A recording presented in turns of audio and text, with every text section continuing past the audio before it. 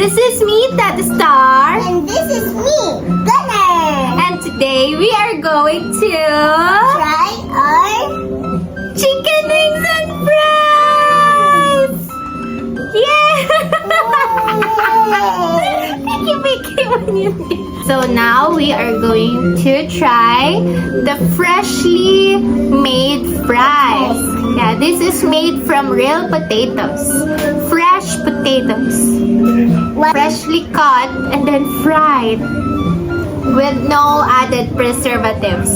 Just this very delicious sauce. We're gonna try it now. Is it still hot? It's hot. I know na.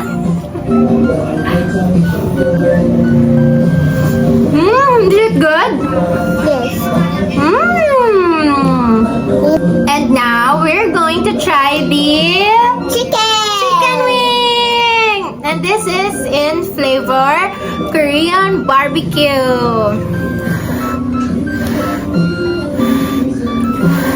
And the best thing to do is first you remove the wing part and then you dip it in the sauce. It's hot. Hot, hot, hot, hot. Can you help me, please? Okay. So first you remove the wing part. Okay. Then you eat this part lang. Is it the chicken nugget? It's not a chicken nugget.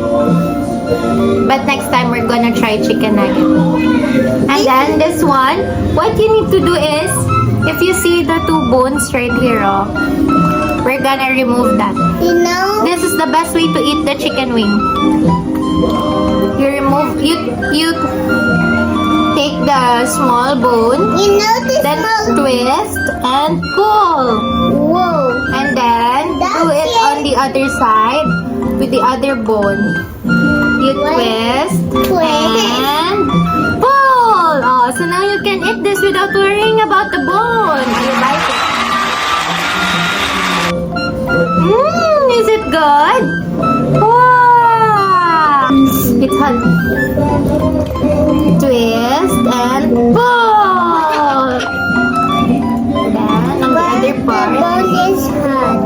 We should give this to the bone.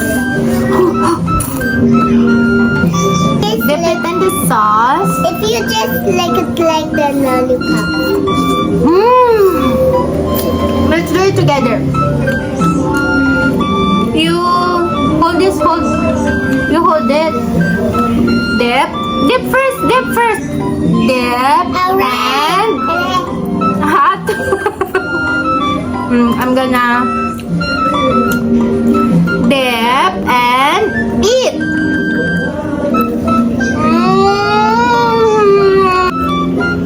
1, 2, 3 and Is it good? Is it delicious? Is this your favorite? My favorite is And then rice and chicken nugget. We know chicken wings has chicken nuggets.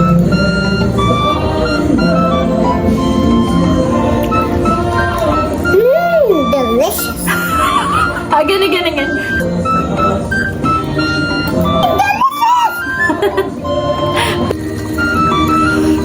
Why do you drop the sauce? Sorry. It's okay. Love you. Eat like this. You show it to the camera. You show it to the mga karets. Like if you eat it, make it first.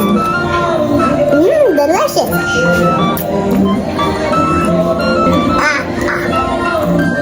You also like the crunchy one. Yes, thank you. You're welcome. I'm proud of you.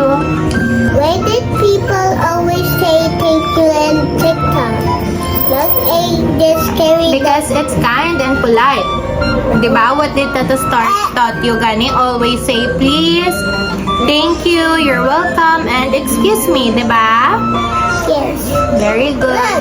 Tell them why is it important, Gani, to say please and thank you. It's good Yeah. and polite. And Jesus will be happy if you are good, if you are a good kid. Tag-isa pa, Miss.